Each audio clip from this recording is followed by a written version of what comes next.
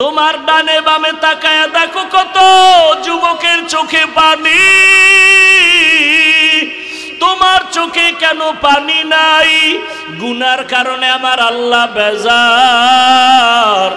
তোমার উপরে কার জানি বরদোয়া লেগে গেছে। সকালবেলা যদি বিছানায় গিয়া ঘুমাও, আল্লাহ না করুন যদি ঘুমের মধ্যে কত যুবকের মরণ হয়।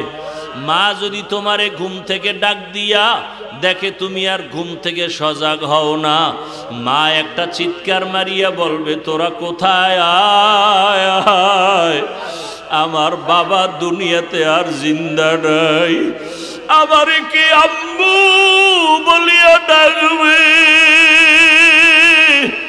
আমার বাবা এই দুনিয়া থেকে বিদায় হয়ে গেল। ওরে বাবায় দৌড়াইয়া যাবি ব্যবসা, আমার বাবায় দুনিয়া থেকে বিদায় হয়েছে, আপনি জানাজা না পড়াইয়া যাবেন না। ওরে তোমার বাবায় ডাকবে আর বলবে কে আসো, বাজারে যাইয়া কাফনের কাপড় কিনিয়া লইয়া আসো। তোমার বাবায় কাঁদবে আর বলবে একদল যাও কবর খনন করো, আর এক দলকে বলবে যাও গরম পানি করো, চিরবিদায়ের গোসল করানোর খাট সাজাও। ওরে বাবা তোমার গায়ের গেঞ্জিটা বেলেট দিয়া কেটে কেটে সবাই রাখবে। তোমার আমার আপন বন্ধুটা মোবাইল থেকে নাম্বার ডিলিট করে ফেলবে। ওরে গোসল করাইয়া সাদা কাপড়ের প্যাকেট বানাইয়া যখন জানাজার ময়দানে নিবে, মসজিদের খাটে তোমাকে আমাকে উঠাইয়া যখন লাশটা নিয়ে মসজিদের দিকে যায়, জানালা দিয়া মা ডাকবে আর বলবে আমার বাবারে কই দাও, আমার বাবার চেহারাটা শেষবারের মতো একটু দেখাইয়া দাও, আমারে কে মা বলিয়া ডাকবে। ও যুবক বাবা, চোখের সামনে কত লাশ, পানির নিচে যুবকের লাশ, গাড়ির নিচে যুবকের লাশ, ঘুমের বিছানায় যুবকের লাশ। ওই মরণের কথা স্মরণ করিয়া তওবা করো। স্কুলে পড়ো, কলেজে পড়ো, চাকরি করো, ব্যবসা করো। তোমার মতো কত যুবক ব্যবসা করে নামাজ ছাড়ে না, বলো বাবা তুমি কেন পারো না? তোমার মতো কত যুবক স্কুল কলেজে পড়ে নামাজ ছাড়ে না, বলো তুমি কেন পারো না? তোমার মতো কত যুবক দেখো র্যাব, আর্মি, পুলিশ, বিডিআরের চাকরি করে নামাজ পড়ে, তুমি কেন পারো না? তোমার মতো কত যুবক রাস্তায় গাড়ি চালায় নামাজ ছাড়ে না, বলো তুমি কেন পারো না? তোমার মতো কত যুবক সন্তান দেখো নদীর মধ্যে মাছ ধরে নামাজ পড়ে, ময়দানে কৃষি কাজ করে নামাজ পড়ে, তুমি কেন পারো না রে বাবা? তোমার মতো যুবক দেখো চাকরি করে, ব্যবসা করে, নামাজের সময় মসজিদে যায়, তুমি কেন পারবা না রে বাবা? কয়দিন আর বাঁচবা, হায়াতের গ্যারান্টি কত? ও পর্দার আড়ালের মা বোনেরা, আপনার মতো কত মা কত বোন এখনো আছে নামাজ পড়ে, স্বামীর মাল হেফাজত করে, মোবাইলে সময় নষ্ট করে না, বেপরদায় চলে না। আম্মা জানের আপনারা কেন পারেন না? এখনো কি তৈরি হবেন না? মরণের আগে এখনো সময় আছে, তওবা করেন। আমার আল্লাহকে ডাইকা মনে মনে বলেন হে আল্লাহ, জীবনে তো কত বেপরদায় আড্ডা দিলাম, মনে চাইছে দাড়ি রাখবো না রাখি নাই, মনে বলছে বেপরদায় চলবো চলেছি, মনে চাইছে দাড়ি রাখবো না রাখি নাই, নামাজ পড়বো না পড়ি নাই, মনে চাইছে পার্কে যাব দৌড়ায় গেলাম, কত গুনাহ করে করে সারা রাত মোবাইলে কাটাইলাম। এখনো কি তওবার নিয়ত অন্তরে আসবে না রে যুবক? আল্লাহ যদি ওমরের মতো কপাল রাখে আর ওই নিয়ত নিয়ে বসো, মনে মনে আমার আল্লাহকে ডাক দাও, ও দয়ার মাওলা, মনে হয় এই মজলিসে আমার মতো গুনাহগার কেউ নাই, আমার গুনার কারণে চোখে পানি আসে না, দিলটা পাথরের মতো শক্ত হয়ে গেছে। তোমার ডানে বামে তাকায়া দেখো কত যুবকের চোখে পানি। তোমার চোখে কেন পানি নাই? গুনার কারণে আমার আল্লাহ বেজার। তোমার উপরে কার জানি বরদোয়া লেগে গেছে। একটু আগে বলেছিলাম বাবা, ডাক্তার হও, ইঞ্জিনিয়ার হও, প্রফেসর হও, এমপি, মন্ত্রী, ওসি, ডিসি, এসপি হও, বেয়াদব হইও না। এর ব্যাখ্যা হলো 3 জায়গায় বেয়াদবি করবা না।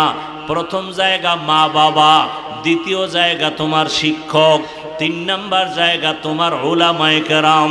মা বাবার সাথে যদি বেয়াদবি করো আর মা বাবার অন্তরে কষ্ট যায়, আল্লাহর কসম মরার আগেই তোর জীবনটা পঙ্গু হয়ে যাবে। শিক্ষকের যদি কষ্ট দিয়া বরদোয়া নাও, তোর লেখাপড়ার জীবনটা ধ্বংস হয়ে যাবে। উলামায়ে কেরামের সাথে বেয়াদবি করে যদি বরদোয়া নিয়ে যাও, তোর চরিত্র জীবনে ভালো আর আশা করা যায় না।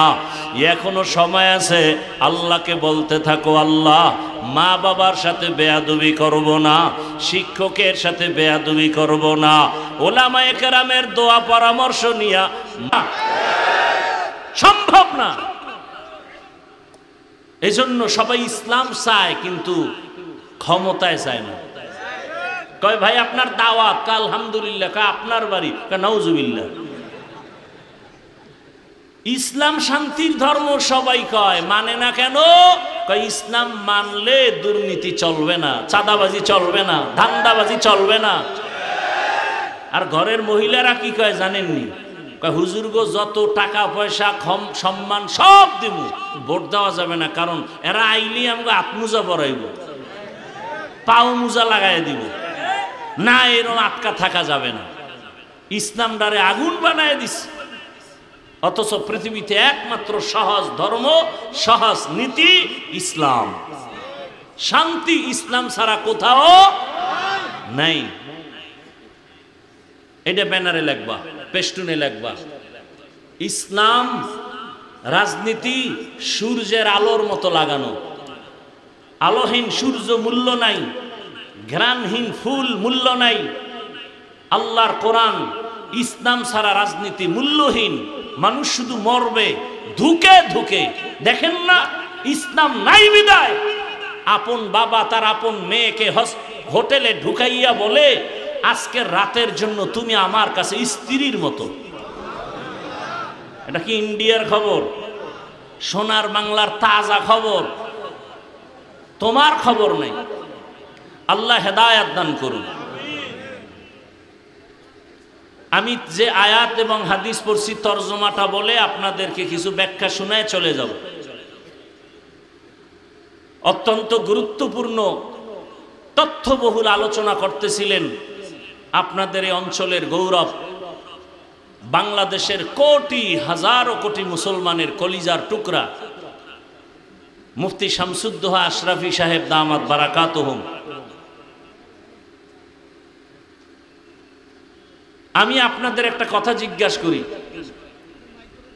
মানুষের জীবনে কিয়ামত পর্যন্ত যত সমস্যা হতে পারে সব সমাধান কি আল্লাহর কোরআন বা ইসলামে আছে? তাল মিলেন না, বুঝে শুনে বলেন। কতটুকু আছে? আংশিক না পরিপূর্ণ? তবে একটা দিকের সমাধান ইসলাম বা কোরআনে নাই, সেটা হলো রাষ্ট্রীয় বিষয়। রাষ্ট্র চালানোর ক্ষেত্রে এ বিষয়ে কোনো সমাধান ইসলাম বা কোরআনে নাই। তা কেন বলেন ইসলামে রাজনীতি নাই? ভালো করে মনে রাখেন, একজনে নামাজ পড়ে না আর একজন নামাজ পছন্দ করে না, দুইজন সমান? যুবক নামাজ পড়ো না কেন? কয় হুজুর নামাজ দরকার, চেষ্টা করি, পারি না, মাঝে মাঝে পড়ি, দোয়া করেন, আরো চেষ্টা করব। সে নামাজ পড়ে না, বাহ্যিক দৃষ্টিতে কিন্তু মুমিন। আর একজনকে বললাম, এই যুবক ভাই নামাজ পড়েন না কেন? কয় না পড়লে অসুবিধা কি? বেঈমান। যে নামাজ পড়ে না মুমিন, যে নামাজ পছন্দ করে না বেঈমান, যে দাড়ি রাখে না মুমিন, যে দাড়ি পছন্দ করে না বেঈমান, যে পর্দা করে না মুমিন, যে পর্দার বিধানকে পছন্দ করে না বেঈমান, যে ইসলামের রাজনীতি করে না মুমিন কিন্তু ইসলামের রাজনীতির বিরোধিতা করে বেঈমান। এখন যদি ইসলামে রাজনীতি নাই, তার মানে হলো ইসলাম কোরআন সব দিক থেকে কমপ্লিট, রাষ্ট্রের ব্যাপারে কোরআন শরীফ দুর্বল। খুব হিসাব করে কথা বললেন। আল্লাহ হেদায়েত দান করুন। আচ্ছা, গোটা দুনিয়া সুলাইমান নবী চালান নাই? গোটা রাষ্ট্র চালান নাই দুনিয়া? বাদশা জুলকারনাইন চালান নাই? এ কথা কি আমার আব্বাজানের না কোরআনে আছে? সত্য কথা, সহজ কথা বলেন, আছে না নাই? আমার রসুল মদিনার রাষ্ট্র চালান নাই? তাহলে কেন বলেন রাষ্ট্র চালানো যাবে না? এ জমিনে যদি কোরআনওয়ালা রাষ্ট্র পরিচালনা করে, কিছু হোক বা না হোক, জুলুম হবে না, দুর্নীতি হবে না। আল্লাহ বুঝার তৌফিক দান করেন। আরো জোরে বলেন আল্লাহুম্মা আমিন। একজনের চোখে কালো চশমা, আয়না কি কালো, প্যান্ডেলে ঢুকেই বলে বাতি কালো কেন? এই সব মানুষের বলবে এরা কালো কেন? তো যার চোখ ভালো বলবে সমস্যা তো এখানে না, তোমার চোখে, চিকিৎসা করো। কোরআন ভালো, ইসলাম ভালো, তাবলিগ ভালো, দেওবন্দি ভালো, ওলামায়ে কেরাম ভালো, যারা পছন্দ করে না এদের অন্তর খারাপ, চিকিৎসা করা দরকার। যে আয়াত আমি পড়েছি, আল্লাহ পাক বলেন ওয়া আম্মা মান খাফা মাকামা রাব্বিহি ওয়া নাহান নাফসা আনিল হাওয়া ফাইন্নাল জান্নাতা হিয়াল মাওয়া। হাসরের ময়দানে আমার দরবারে দাঁড়াতে হবে, পালাবার কোনো সুযোগ নাই। হে রাসূল, উম্মতের জানায় দেন, আমার আদালতে দাঁড়াইয়া হিসাব দেওয়ার ভয়ে দুনিয়ার জমিনে জিন্দা অবস্থায় যারা নিজেদের গুনাহ থেকে বাঁচায় রাখবে, আমি আল্লাহ ওয়াদা করলাম বিনা হিসাবে সে জান্নাতি। রহমতের নবী বলেন, ও দুনিয়ার উম্মতের দল, ইত্তাকিল মাহারিম তাকুন আবাদান নাস, তোমরা অবৈধ নিষিদ্ধ হারাম থেকে নিজেরে বাঁচাও। আল্লাহর মহব্বতে মানুষের কাছে তোমার মর্যাদা বেড়ে যাবে, আল্লাহও তোমার মর্যাদা বাড়ায় দিবেন। আমরা সম্মান চাই ঠিক, কিন্তু কোন পথে গেলে সম্মান থাকবে সে চিন্তা করি না। রহমতের নবী সুন্দর ইসলাম নিয়া মক্কা নগরীতে এমন সময় আসছেন যেই সময় মক্কার মানুষ ছিল চূড়ান্ত চরিত্রহীন, খারাপ। নারী আর পুরুষ উলঙ্গ হইয়া বাইতুল্লাহর মতো ঘর, এরা নারী আর পুরুষ একসাথে উলঙ্গ ভাবে তাওয়াফ করে। কত খারাপ মক্কার মানুষ। কন্যা হলেই তারা কষ্ট পায়, কন্যা সন্তান আসা মাত্র অনেক বাবা তার নিজের কন্যাকে গলা টিপে মেরে ফেলে। কত খারাপ ওই মক্কার মানুষ। রহমতের নবী আদর্শ যখন পাইল, মক্কার এই খারাপ মানুষগুলো রাসূলের আদর্শ গ্রহণ করিয়া এতটা দামি হয়ে গেছেন, আল্লাহ জিব্রাইলকে পাঠায় বলে, যাও লিস্টি দিয়া দিলাম, এর মধ্যে যাদের নাম আছে রাসূল যেন ঘোষণা করে দেন এই লিস্টির মানুষগুলো বিনা হিসাবে জান্নাতি। রাসূলের আদর্শ শুরুতেই বলছিলাম, এত মানুষ এভাবে বসে আছে কেমনে সম্ভব? দুনিয়ার টাকায় সম্ভব না, বাহাদুরিতে সম্ভব না, ১৫০০ বছর আগের রাসূলের আদর্শের কারণে সম্ভব। খানারও চিন্তা নাই, ঘুমেরও চিন্তা নাই, আল্লাহর মোহাব্বতে আপনারা বসছেন। আল্লাহর কাছে দোয়া করি, আল্লাহ হেদায়েতের দৌলত আমাদের দান করেন।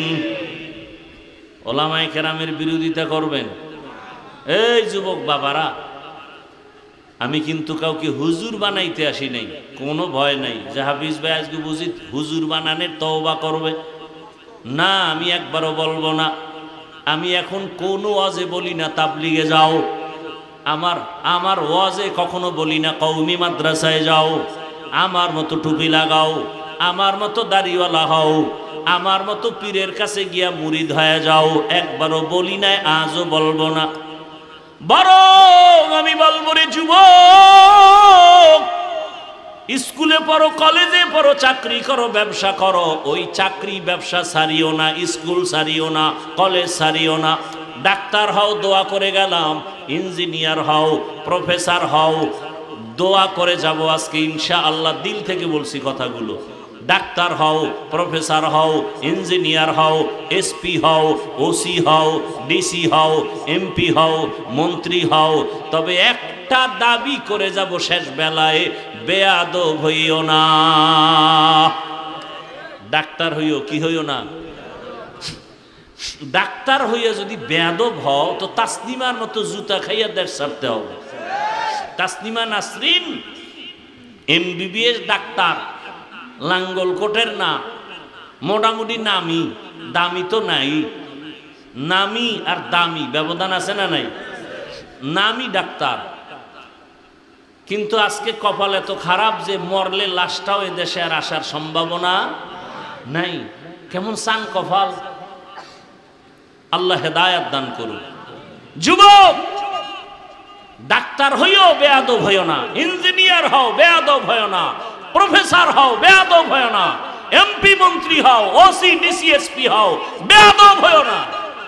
প্রশ্ন তোমার অন্তরে, বেয়াদব হব না কথার ব্যাখ্যা কি? সুযোগ থাকলে একটু পরে বলতেছি। আপনারা বয়ান শেষ করতে বললে বলেন, আমি মোনাজাত দিয়ে চলে যাই। আমি গিয়ে আবার সাহারি খেতে হবে। আল্লাহ, উঠা বসা করেন কেন? এই ব্যারাম কেন? আপনার কপাল এত ভালো কেন যে নিজেও বয়ান শুনেন না, কাউকে শুনতেও দেন না? আপনার জীবনটা কি এভাবেই যাবে মানুষের ক্ষতি করতে করতে? নবীজি বলেন, দুনিয়াতে ভালো মানুষকে জানো? খায়রুন নাস মান ইয়ানফাউন নাস। দুনিয়াতে সব থেকে ভালো মানুষ ওই ব্যক্তি যার দ্বারা অন্যের কোনো ক্ষতি হয় না, উপকার হয়। কি হয়? আমার হাতের দ্বারা কারো ক্ষতি হবে না, চোখের চাহনিতে ক্ষতি হবে না, জবানের কথায় কারো ক্ষতি হবে না, সে ভালো মানুষ। আপনি ভালো মানুষ কি? নিজের তো মহাপণ্ডিত ভাইবা বসে আছেন, অথচ সন্তানের সাথে কেমন আচরণ করেন, স্ত্রীর সাথে কেমন করেন, ভাই হইয়া ভাইয়ের সাথে আচরণ কেমন করেন, শিক্ষক হইয়া ছাত্রের সাথে আচরণ কেমন করেন, আমি বক্তা হয়ে শ্রোতাদের সাথে আচরণ কেমন করি, আমি ইমাম হয়ে মুসল্লিদের সাথে আচরণটা কেমন করি। মান ইয়ানফাউন নাস, হাতের দ্বারা, চোখের চাহনির দ্বারা, জবানের দ্বারা কারো ক্ষতি হবে না। আপনার ওঠা বসার ব্যারাম থাকলে ভিতরে বসলেন কেন? আপনি বাইরে বসতেন, ফাঁকে গিয়া বিড়িও টানতে পারতেন, আবার আইসা বয়ান শুনতে পারতেন, ভিতরে ঢুকে ডিস্টার্ব করেন কেন? এমন সান কপাল আপনার কেন? কার অভিশাপ লাগছে আপনার কপালে? ভালো মানুষ তো এমন কারো ক্ষতি করতে পারে না। অবশ্যই কারো অভিশাপ লাগলে ওর কপালটা পুড়ে যায়। বয়ানের শুরু থেকেই কপাল পোড়া আর ভালোর বয়ান শুরু করছে। আবু জাহিল আর ওমরের কথা বইলা জানি নাই ময়দানে কার কপাল ভালো আর কার কপাল আবু জাহালের মতো খারাপ, যে হাজারো বয়ান শুনবে মোনাজাত না দিয়ে ভাগবে। আর ওমরের কপালওয়ালারা চিন্তা করবে, জীবনে গুনাহ তো কম করি নাই, হাতের গুনাহ, চোখের গুনাহ, জবানের গুনাহ, অন্তরের গুনাহ। আমার ব্যবহারে আমার মা কষ্ট পায়, মা কষ্ট পায় আমার ব্যবহারে, আমার বাপ আমার উপরে বেজার, আমার শিক্ষক আমার উপরে বেজার, আমার আচরণ এত খারাপ যে আমার উপরে আলেমরা অখুশি, আমার উপরে গ্রামের মানুষ অখুশি, আমার বন্ধু অন্তরে কষ্ট, আমি এত খারাপ। এই চিন্তা করে বলবে, না আর খারাপ হতে চাই না, খারাপ থাকতে চাই না, এখান থেকে আজকে তওবা করে এরপরে বিদায় হব। ওমরওয়ালা কপাল। আল্লাহ সবাইকে হেদায়াত দান করুন। দুনিয়ার সব অপরাধ করবে, এতে দোষ নাই। আমি বলি কেন আমার দোষ? ওই যে মসজিদের জন্য সবাইরে দোয়া করে গেলাম, সবাই মাদ্রাসায় টাকা দিয়েন, মসজিদে টাকা দিয়েন, পরে শুনি কমিটির লোক উঠাইয়া খাইয়া টাকা পয়সা তুষ বানায় ফেলাইছে। এলাকার মানুষ গরম, কমিটির এই মাদ্রাসার দোষ নাই, হুজুরগো দোষ নাই, মসজিদের কমিটিরও দোষ নাই। দোয়া করছে কে? আরে ধর মামলা কর। বাস, হুজুরের দোষ, দোয়া করলো কেন? দোয়া করলেও বিপদ, কঠিন বিপদ। আল্লাহ হেদায়াত দান করুন। দেখেন না, মসজিদে গিয়া ইমাম সাহেবরে কয় আব্বার জন্য একটু টাটকা দোয়া দিয়েন। তো ইমাম সাহেব জুমার নামাজের পরে দোয়া করতে গিয়া হের বাবার নামের সাথে আরো 4 জনের নাম কইছে। এর মেজাজ মোনাজাতের ভিতরেই খারাপ হয়ে গেছে, যে দোয়া পাইবে আল্লাহ, আমার আব্বা এককভাবে 4 ভাগ করে লাইল। মনে মনে একটা আশা ছিল 1000 টাকা হাদিয়া দিবে, হাদিয়াও ভাগ করে লাইছে রাগে। মোনাজাতটা শেষ হওয়ার পরে মনে তো আর খুশি নাই, বাবার দোয়া ভাগ হয়ে গেছে চারদিকে। 200 টাকা 1000 টাকা না দিয়ে 200 দিয়ে ইমাম সাহেবের এভাবে দিয়ে নেন হুজুর, এরমই কইরেন। এরম কিছু মূর্খ সমাজে আছে না নাই? আবার একজনের মাথা গরম, কিও কয় হুজুরের দোয়া করছে ভালো, মাশাআল্লাহ, আমার আব্বার নাম যে কইল না, এখন আল্লাহ যদি ভুলে অন্যদিকে দোয়াটা ফাটায় দেয়। এরকম মূর্খ সমাজে আছে না নাই? দেখেন না জানাজার নামাজে দাঁড়াইলে হুজুর বাংলা নিয়ত কন, আছে না নাই? রসুল কি বাংলা নিয়ত শিখে গেছে? আপনি এই ফাইজদেমি চালাকি কই পাইলেন? হুজুর বাংলা নিয়ত কন, কিসের নিয়ত? আপনি তো ঘর থেকে আসছেন জানাজা পড়ার জন্য, জুমা পড়তে তো আর আসেন নাই, তো নিয়ত তো অন্তরে রেডি হয়ে গেছে, এরপর আবার বাংলা কিসের আর ইংরেজি কিসের? মানে আলেম ওলামাদেরকে মোটামুটি এক কথা এদেরকে রিমান্ডে রাখতে হবে। দেখেন না এই জমিনে ওলামা একরামের মতো জাতির বন্ধু আপন কেউ নাই, বাকি সব চান্দাবাজ আর ধান্দাবাজ। একমাত্র এই জাতির কলিজার বন্ধু ওলামা একরাম। প্রমাণ করোনা ভুলে গেছেন? কথা বলেন না কেন? বাবার করোনা হয়ে গেল, বাবার শিক্ষিত 2 কুলাঙ্গার ছেলে ট্রিপল মাস্ক লাগায় বসে আছে, বাবার কাছে যায় না, করোনা মরণের ভয়। এলাকার লোকের টাকা দিয়া বলে বাবার লাশটা রাস্তায় ফেলে দাও। এলাকার লোক টাকা নিয়া রাস্তায় লাশ ফেলে দিল। কুলাঙ্গার শিক্ষিত 2 সন্তান জানালা লক করে দিল, তাকাইল না, বাবার লাশ কুকুর খেলো না, জানাজা হলো। ইতিহাস ভুলে যাইও না রে যুবক, ওই সময় আমার দেশের টুপিওয়ালা উলামায়ে কেরাম করোনার শত শত লাশ নিজেদের কাঁধে নিলেন, গোসল করালেন, কাফন পরায়া জানাজা পড়ালেন, কবরে রাখলেন। একজন হুজুরেও করোনায় মরে নাই। আর একটা তাজা দলিল দেই, আপনার তো মানবেন না জানি, তারপর আপনাদের দিয়ে স্বীকার করাই। যারা সরকারি চাকরি করে, বেসরকারি চাকরি করে, প্রতিদিন ডিউটি কত ঘন্টা? সত্য কথাটা বলতেও কষ্ট লাগে। মাসে বেতন নিম্নে কত? নিম্নে 20,000। টেবিলের নিচে আরো কত মুক্তার দানা তো আছেই, আছে না নাই? না হয় রাতারাতি কলা গাছ হয় কেমনে? 10 তলা বিল্ডিং এর মালিক। হারাম টাকা দিয়া গরিবের উপরে জুলুম করে বিল্ডিং বানাইছো, এই কারণে বিল্ডিং এ ঘুমানোর কপাল নাই। হালাল টাকার বিল্ডিং কেউ দখল করতে পারে না। যেমনি তুফানে বাড়ি উঠছে, ওই তুফানে ভাঙছে। রাতারাতি আসছে, রাতারাতি নাই। ওই বিল্ডিং এর দাম কি যে বিল্ডিং থুইয়া জঙ্গলে ঘুমাতে হয়? ওই ব্যাংকে টাকা রেখে লাভ কি যে ব্যাংকের টাকা জীবনে আমিও খাইতে আর মুনা আর আমার বংশের কেউ পারবে না, এর চেয়ে রিক্সা চালায় খাওয়া ভালো। আল্লাহ হেদায়াত দান করেন। তাহলে সরকারি বেসরকারি ডিউটি 8 ঘন্টা, বেতন 20,000, নিম্নে আরো কত কিছু। সত্য কথা বলেন, আপনাদের এলাকার মসজিদের ইমাম সাহেবের ডিউটি কয় ঘন্টা? কোন কোন ইমাম সাহেবদের ডিউটি কয় ঘন্টা? বেতন কত?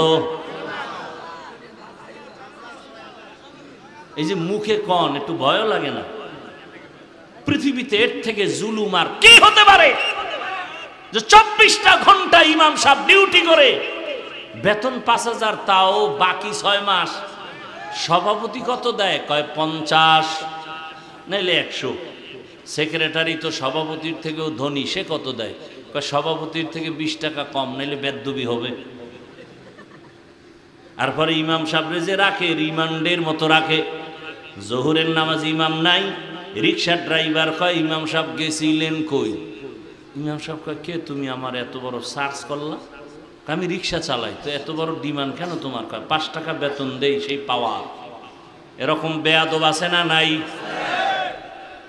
এরপরেও কিন্তু কোন আলেম কোনদিন কারো দিকে তাকায় না, বাঁকা নজরে বরদোয়া করে না, বরং কলিজা বলে দোয়া করে, হে মালিক এলাকায় শান্তি দাও, কবরওয়ালাদের জান্নাত বানাও, ব্যবসায় বরকত দাও, অসুস্থ রোগীর সুস্থ বানাও। এরপরও যারা আলেম ওলামারে পছন্দ করে না, ওকে আমার আল্লাহও পছন্দ করে না।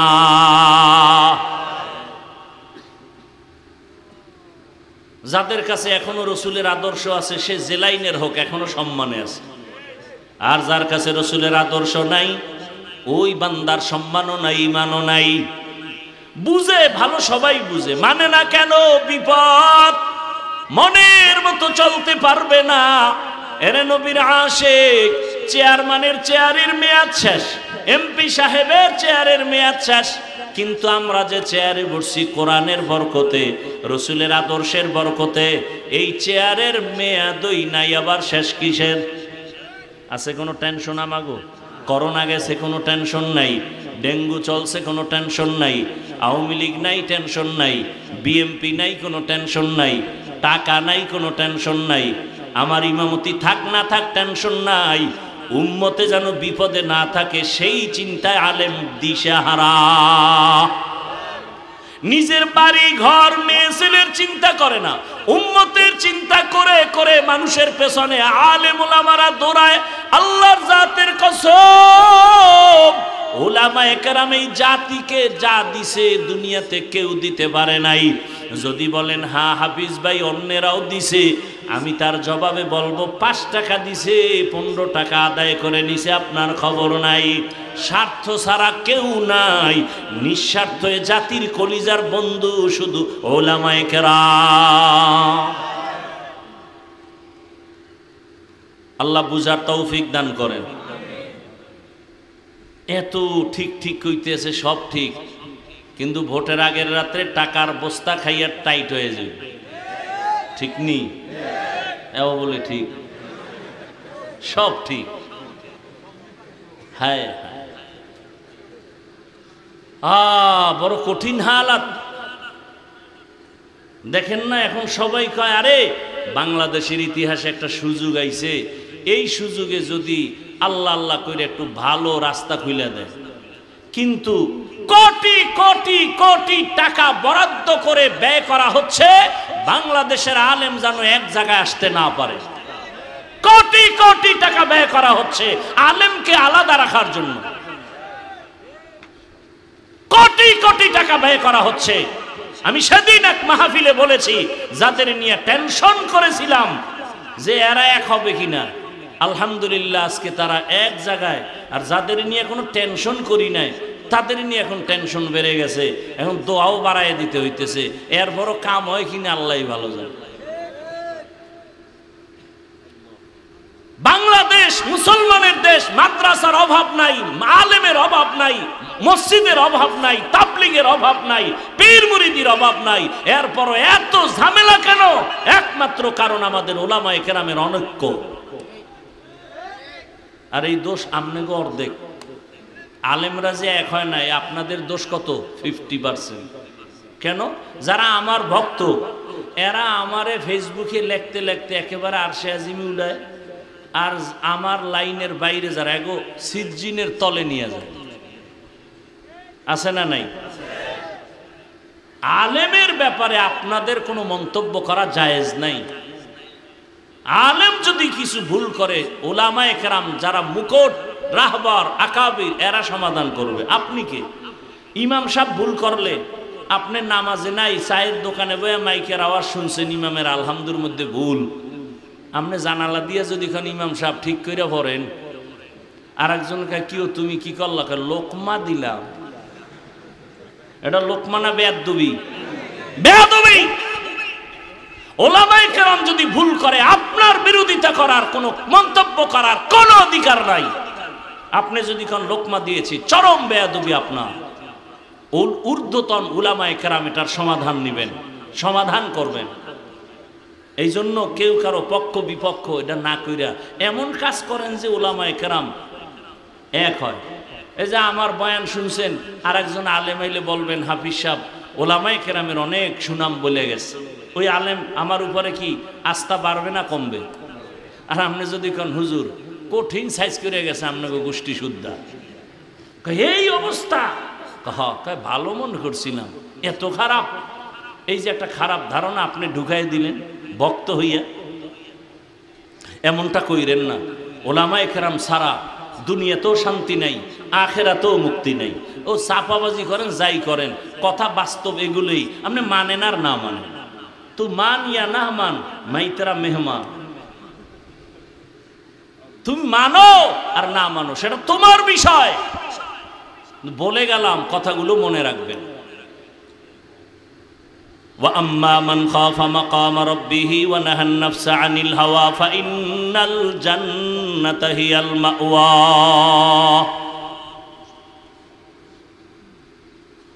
আখিরাতের ময়দানে আল্লাহর আদালতে দাঁড়াইয়া অন্তরে ভয় ঢুকাইয়া গুনাহ ছাড়ো। জীবনে গুনাহ কম করো না রে যুবক বাবা। আজকে আমি তোমারে অনুরোধ করে বলছি, আজ তুমি দুনিয়ার লাইনে সব জ্ঞান অর্জন করেছো, কিন্তু নামাজটা ঠিক মতো তুমি পড়তে পারো না রে বাবা। আজকে তুমি স্কুলে পড়ো, কলেজে পড়ো, তোমার সাথে আমার কোনো বিরোধ নাই। ঢাকা কলেজে গিয়া দেখো, বহু ছেলেরা কলেজে ক্লাস করে, মাথায় পাগড়ি, বড় জামা, বড় দাড়ি, মনে হয় বড় মসজিদের খতিব, অথচ আরবি পড়তে পারে না। এটা কেমন করে সম্ভব? উলামায়ে কেরামের নেক সোহবতে সম্ভব। এই দেশে DC, SP, OC, RAB, army, police, BDR 5 ওয়াক্ত নামাজি নাই? তাহলে খারাপ বলবো কেন তাদেরকে? কয়েকদিন আগে এক আর্মির একটা যুবক ছেলে এসে দোয়া চায় আর বলে, হুজুর আর্মির চাকরি ছেড়ে দিলাম। আমি বললাম কেন? এই সময় তো আর্মির বড় মূল্য বাংলাদেশে। ছাড়লা কেন? বলে আমাকে বারবার বলে দাড়ি ফালাও, দাড়ি কাটো। শেষ পর্যায়ে আমি বলছি, স্যার আমি চাকরি ছেড়ে দিতে রাজি, দাড়ি ছাড়তে রাজি নাই। চাকরি ছেড়ে দিলাম। এখন বললাম কি দোয়া চাও? যুবক ছেলে বলে, হুজুর একটা দোয়া করবেন, আল্লাহ হালাল ভাবে রিজিকের যেন ব্যবস্থা করে দেয়। ও আমার যুবক, যতই বাহাদুরি করো, চোখের সামনে তোমাদের এই নোয়াখালীর ঘটনা ভুলিয়া গেছো। আমি বাইতুল্লাহর সফরে, আমি তো ফেসবুক চালাই না রে বাবা। ওই সেদিন এক জায়গায় গেছি, বড় এক জায়গায়, ঢাকার শহরে গিয়া ঢুকার পরে কয়, হুজুর আমরা আপনার ভক্ত। ভালো, দেখা হয় না, দূরের থেকে শুনছি। এখন ওই এক জায়গায় বসি চুপচাপ, এই লোক আর আমি আর কেউ নেই। তা আমি বসে বসে পানির একটা বোতল নিয়ে পানি পান করি। কয় হুজুর কোনো মাইন্ড করবেন না, একটা কথা বলেন। কি? আপনার ফেসবুক আইডিটা যদি আমাকে বলতেন তা আমি একটু অ্যাড হয়ে যাইতাম। আমি বললাম আমি জীবনে আমি ফেসবুক চালাই না। ও কপালে হাত দিয়ে কয়, হুজুর কি বলেন? ফেসবুক ছাড়া এই দুনিয়াতে চলা এটা সম্ভব? আমি বললাম আমার মোবাইলে ইউটিউবও নাই, আমি ডিলিট করে ফেলেছি। কারণ মাঝে মাঝে দুই একটা ওয়াজ দেখতে গেলে দেখা যায় মেয়েদের অ্যাড আসে, বাদ দিয়ে দিলাম। হুজুর এটা কেমন? কত ছাড়া কি দুনিয়ায় চলা যায়নি? আমি দেখি, আমি বললাম দেখি আমার আল্লাহ আমারে কি করে। তুমি তো মিডিয়া ছাড়া চলতে পারো না, তুমি তো ফেসবুক ছাড়া চলতে পারো না, দেখি আমার মাওলা আমারে কেমনে চালায়। সবাই ছবি তোলার জন্য পাগল, আর আমি একা খালি বিরোধিতাই করতেছি। এত বক্তারা বয়ান করে, কেউ মোবাইলের বিরুদ্ধে বলে না, আর আমি এত বলি কেন? আমি মাঝে মাঝে বলি আসলে আমি মানুষ হতে পারি নাই। যদি মানুষ হইতে পারতাম তো আপনাদের সাথে কেন তাল মিলাইতে পারি না? আমি কেন বলি না আমার ছবিটা সুন্দর করে উঠাও? বরং আমার ছবি যারা তুলতে দাঁড়ায়, আমি ওদিকে নজর না দিয়া বাঁকা দিকে তাকাই আর জিব্বা ঠোঁট নাড়ায় শুধু আস্তাগফিরুল্লাহ পড়ি। কারণ দুনিয়ার সব উলামায়ে কেরাম একমত, সরকারের প্রয়োজন ছাড়া, শরীয়তের ওজর ছাড়া যে কোনো কারণে এমনেই ছবি তোলা কবিরা গুনাহ হারাম। কত মানুষ তুলে, আপনারে ধমক দেই, যারে ধমক দিতে পারি না তারে কি করবো? আরে আমার লাইনের হুজুর গই তো ফিরাইতে পারি না। বাথরুম থেকে বের হইয়াও দেখি মোবাইলের ক্যামেরা রেডি, কি আরো ছবি তুলি। আমি কিন্তু ভিতরে আইলি না কেন? বাথরুম দিয়ে বাইর হইছি, হ্যাঁ নো মোবাইল নিয়ে খাড়াই রয়েছি ছবি তোলার। আল্লাহ আমাকে হেদায়াত দান করেন। আসলে আমি মানুষ হইতে পারি নাই। এই বক্তা অনেক সহজ, পীর হওয়া সহজ, ডাক্তার হওয়া সহজ, ইঞ্জিনিয়ার হওয়া সহজ, মুফতি মুহাদ্দিস হওয়া সহজ, মানুষ হওয়া বড় কঠিন। আসলে মানুষ হতে পারি নাই। আরে আপনারা জানেন আমি কত বড় হুজুর, কত ভালো বক্তা, অথচ আমি চোখ দুইটা বন্ধ করে দেখি আমার জবান আমার গুনার কারণে নাপাক। আমার জবানে কত গীবত, কত মিথ্যা, কত গালি। আমার হাত গুনার কারণে নাপাক। আমার আচরণে আমার স্ত্রী কষ্টে আছে, আমার আচরণ সন্তান সন্তুষ্ট না, আমার আচরণে আমার ভাই সন্তুষ্ট না, আমার ব্যবহারে আমার মা সন্তুষ্ট না, আমার ব্যবহারে আমার বাবা সন্তুষ্ট না, আমার ব্যবহারে আমার মুসল্লি সন্তুষ্ট না, আমার ব্যবহারে আমার ছাত্ররা সন্তুষ্ট না। তাহলে আমি আসলে মানুষই হতে পারি নাই। আমি বড় কঠিন হালাতে পড়ে আছি। ও আমার যুবক বাবা, একটু আগেও বলছিলাম কিছু কিছু যুবকের চেহারা দেখলে, ব্যবহার দেখলে মনে চায় আবার রুমাল দিয়া পাও দুইটা মুছাইয়া দেই। সালাম দিয়া কথা বলে, নজরটা উঁচু করে না, নত হয়ে কথা বলে, এতটা নরম মনে হয় ও আমার থেকে অনেক দামি হয়ে গেছে। কারণ ওর মধ্যে আল্লাহর ভয়, আল্লাহর আদালতে দাঁড়ানোর ভয়। এলাকায় একজন বড় আল্লাহওয়ালা আসছেন, হঠাৎ এলাকার মানুষ, ওই যে আগে জৈনপুরের হুজুরের আসতো, আর আপনাদের পার্শ্বের নোয়াখালী মুন্সি বলতো, আমার আব্বা দাদায় বলতো, আরে আমরা দিন পাইছি কিছু কিছু, কোরআন শিখছি, আউজুবিল্লাহ শিখছি নোয়াখালী মুন্সির কাছে। সারা দেশে ঘুরা ঘুরা নোয়াখালী মুন্সিরা যাইতো। এই যে লাকসাম, লাঙ্গলকোট, পুরা এই অঞ্চলটা নোয়াখালী কেমন যেন দেশের বাঘা বাঘা ওলামায়ে কেরামের খনি। এরে আল্লাহর বান্দারা, আমরা তাদের মোহাব্বত, এরে নবীর উম্মতের দল, এদের মাধ্যমে দিন শিখলাম। এই কয়েকদিন আগে দেখো নাই, বিদেশ থেকে টাকার বস্তা নিয়ে আসছে, গাড়ির মধ্যে সন্তান, গাড়ির মধ্যে স্ত্রী, বাড়ি পর্যন্ত মাওলায় নেয় নাই। পানির মধ্যে পড়িয়া গাড়িও শেষ, স্ত্রীও মারা গেল, নিজের হাতে সন্তান মারা গেল। ওই বেচারা চোখের পানি ছেড়ে কান্দে। তোমরা সবাই মিডিয়ায় দেখছো যে আমি জীবনটা কাটাইলাম। কত মানুষ বিয়া করিয়া বউ নিয়া সংসার কাটায়, খাইয়া না খাইয়া বাড়ি থাকে, আর আমি টাকার জন্য বিদেশ গেলাম। কত বুক ভরা আনন্দ নিয়া টাকা স্বর্ণ অলঙ্কার নিয়ে আসছি বাড়িতে, কিছুদিন সন্তান নিয়ে আনন্দ করব, আবার কপাল বুঝি খারাপ, আজকে আবার স্ত্রীও হারাইলাম, সন্তানও হারাইলাম। ও আবার যুবক বাবারা, আজকে তুমি এখানে বসে আছো, আগামীকালকে তুমি অসুস্থ হয়ে রোগী হয়ে যাইবা। আমার মাওলার কাছে কি জবাব দিবারে বাবা?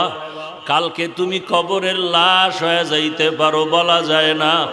ওরে বাবা, কালকে এখন গিয়া তুমি ঘুমাও না, সকালবেলা যদি বিছানায় গিয়া ঘুমাও, আল্লাহ না করুন যদি ঘুমের মধ্যে কত যুবকের মরণ হয়। মা যদি তোমারে ঘুম থেকে ডাক দিয়া দেখে তুমি আর ঘুম থেকে সজাগ হও না, মা একটা চিৎকার মারিয়া বলবে, তোরা কোথায়? আয় আয়, আমার বাবা দুনিয়াতে আর জিন্দা নাই। আমারে কি আম্মু বলিয়া ডাকবে? আমার বাবা এই দুনিয়া থেকে বিদায় হয়ে গেল। ওরে বাবায় দৌড়াইয়া যাবি ব্যবসা, আমার বাবায় দুনিয়া থেকে বিদায় হয়েছে, আপনি জানাজা না পড়াইয়া যাবেন না। ওরে তোমার বাবায় ডাকবে আর বলবে, কে আসো? বাজারে যাইয়া কাফনের কাপড় কিনিয়া লইয়া আসো।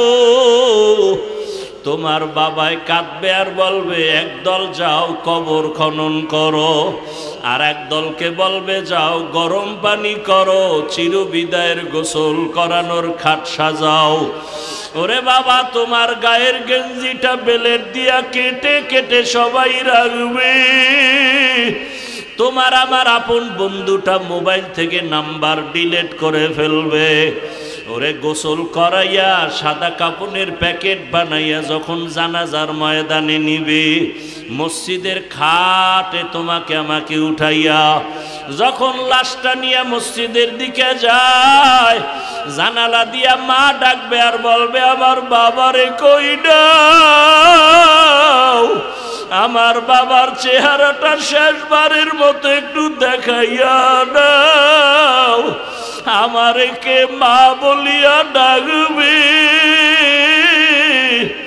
ও যুবক বাবা, চোখের সামনে কত লাশ, পানির নিচে যুবকের লাশ, গাড়ির নিচে যুবকের লাশ, ঘুমের বিছানায় যুবকের লাশ। ওই মরণের কথা স্মরণ করিয়া তওবা করো। স্কুলে পড়ো, কলেজে পড়ো, চাকরি করো, ব্যবসা করো। তোমার মতো কত যুবক ব্যবসা করে নামাজ ছাড়ে না, বলো বাবা তুমি কেন পারো না? তোমার মতো কত যুবক স্কুল কলেজে পড়ে নামাজ ছাড়ে না, বলো তুমি কেন পারো না? তোমার মতো কত যুবক দেখো র্যাব, আর্মি, পুলিশ, বিডিআরের চাকরি করে, নামাজ পড়ে, তুমি কেন পারো না?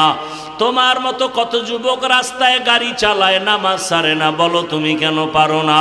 তোমার মতো কত যুবক সন্তান দেখো নদীর মধ্যে মাছ ধরে, নামাজ পড়ে, ময়দানে কৃষি কাজ করে, নামাজ পড়ে, তুমি কেন পারো না রে বাবা? তোমার মতো যুবক দেখো চাকরি করে, ব্যবসা করে, নামাজের সময় মসজিদে যায়, তুমি কেন পারবা না রে বাবা? কয়দিন আর বাঁচবা? হায়াতের গ্যারান্টি কত? ও পর্দার আড়ালের মা বোনেরা, আপনার মতো কত মা কত বোন এখনো আছে নামাজ পড়ে, স্বামীর মাল হেফাজত করে, মোবাইলে সময় নষ্ট করে না, বেপরদায় চলে না। আম্মা জানের আপনারা কেন পারেন না? এখনো কি তৈরি হবেন না? মরণের আগে এখনো সময় আছে, তওবা করেন। আমার আল্লাহকে ডাইকা মনে মনে বলেন, হে আল্লাহ, জীবনে তো কত বেপরদায় আড্ডা দিলাম, মনে চাইছে দাড়ি রাখবো না, রাখি নাই, মনে বলছে বেপরদায় চলবো, চলেছি, মনে চাইছে দাড়ি রাখবো না, রাখি নাই, নামাজ পড়বো না, পড়ি নাই, মনে চাইছে পার্কে যাব, দৌড়ায় গেলাম, কত গুনাহ করে করে সারা রাত মোবাইলে কাটাইলাম। এখনো কি তওবার নিয়ত অন্তরে আসবে না রে যুবক?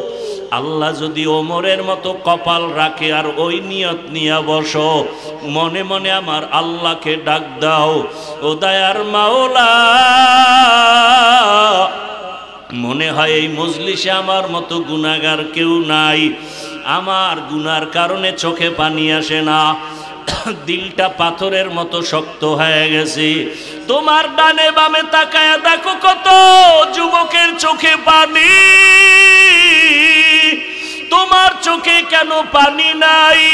গুনার কারণে আমার আল্লাহ বেজার। তোমার উপরে কার জানি বরদোয়া লেগে গেছে। একটু আগে বলেছিলাম বাবা, ডাক্তার হও, ইঞ্জিনিয়ার হও, প্রফেসর হও, এমপি, মন্ত্রী, ওসি, ডিসি, এসপি হও, বেয়াদব হইও না। এর ব্যাখ্যা হলো 3 জায়গায় বেয়াদবি করবা না। প্রথম জায়গা মা বাবা, দ্বিতীয় জায়গা তোমার শিক্ষক, 3 নাম্বার জায়গা তোমার উলামায়ে কেরাম। মা বাবার সাথে যদি বেয়াদবি করো আর মা বাবার অন্তরে কষ্ট যায়, আল্লাহর কসম মরার আগেই তোর জীবনটা পঙ্গু হয়ে যাবে। শিক্ষকেরা যদি কষ্ট দিয়া বরদোয়া নাও, তোর লেখাপড়ার জীবনটা ধ্বংস হয়ে যাবে। উলামায়ে কেরামের সাথে বেয়াদবি করে যদি বরদোয়া নিয়ে যাও, তোর চরিত্র জীবনে ভালো আর আশা করা যায় না। এখনো সময় আছে, আল্লাহকে বলতে থাকো, আল্লাহ মা বাবার সাথে বেয়াদবি করব না, শিক্ষকের সাথে বেয়াদবি করব না, উলামায়ে কেরামের দোয়া পরামর্শ নিয়া নবীজির আদর্শ মতো জীবন চালাবো। ও আল্লাহর বান্দারা, জানি না এই ময়দানে কত যুবক মায়ের সাথে খারাপ আচরণ করছো, মা গোপনে কান্না করেছে। আজকে যদি বাসায় যাও, যাইয়া মায়ের থেকে গোপনে ক্ষমা চাইয়া দিও। ওরে বাবার সাথে যদি বেয়াদবি করো, গোপনে ক্ষমা চাইও। বাসায় গিয়া মাকে যদি বলো, মা আজকে ওয়াজের প্যান্ডেলে দেখলাম কত যুবকের চোখে পানি, আমার চোখে পানি নাই, বুঝি গুনার কারণে আল্লাহ বেজার। তুমি মায়েরে কত গালি দিয়েছি, মাঝে মাঝে বাজে কথা বলছি, মা তুমি বড় কষ্ট পাইছো, আমি ওয়াদা করে আসছি ওয়াজের ময়দানে আর বেয়াদবি করব না। মা তুমি আমার মাথায় হাত দিয়া দোয়া করিয়া দাও। এই কথা যদি বলতে পারো বাবা, দেখবা সাথে সাথে মায়ের চোখেও পানি চলে আসবে। মা ডাক দিয়া বলবে বাবা আয় আয়, মাথায় হাত দিয়া দোয়া করি আর বলবে আরশে আজিমের মালিক, আমার কলিজার সন্তানটারে তুমি কবুল করিয়া নাও। ওই মা বাবার দোয়া কবুল হয়ে যাবে, তোমার কপাল খুলিয়া যাবে। ও আমার যুবক বাবারা, পায়ে হাত দিলে কি আর নামাজ ছাড়বা না বলো? তোমাদের পাও ধরলে কি বলবা আর নামাজ ছাড়বা না? তোমাদের পায়ে হাত রাখলে কি বলবা আর দাড়ি কাটবা না? ওরে যতই চালাকি করো, আমার নবীর আদর্শ ছাড়া নাজাতের পথ নাই। যতই চালাকি করো, আমার আল্লাহকে বেজার করলে নাজাতের পথ নাই। আল্লাহর আদালতে দাঁড়াইয়া হিসাব দেওয়ার ভয় নিয়া চোখের পানি ছেড়ে তওবা করো।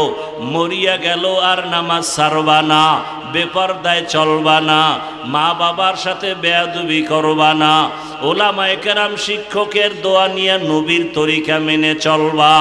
ও পর্দার আড়ালের মা বোনেরা, আল্লাহর কাছে খাঁটি অন্তরে তওবা করেন আর নামাজ ছাড়বেন না, বেপরদায় চলবেন না, স্বামীর মাল খেয়ানত করবেন না, সন্তানটাকে আদর্শ সন্তান বানাবেন। ডাক্তার হইয়াও যেন বেয়াদবিমূলক আচরণ না করে, ইঞ্জিনিয়ার হলেও যেন আদর্শবান হয়, আচরণে যেন কেউ কষ্ট না পায়, প্রফেসর বানালেও যেন আদো বলা হয়, তার আচরণে যেন কেউ কষ্ট না পায়। তওবা করার মতো যদি অন্তর কারো তৈরি হয়, মুনাফিকি যদি অন্তরে না থাকে, খাঁটি তওবার নিয়ত যাদের আছে, দুটো হাত আমার আল্লাহকে দেখাইয়া দাও।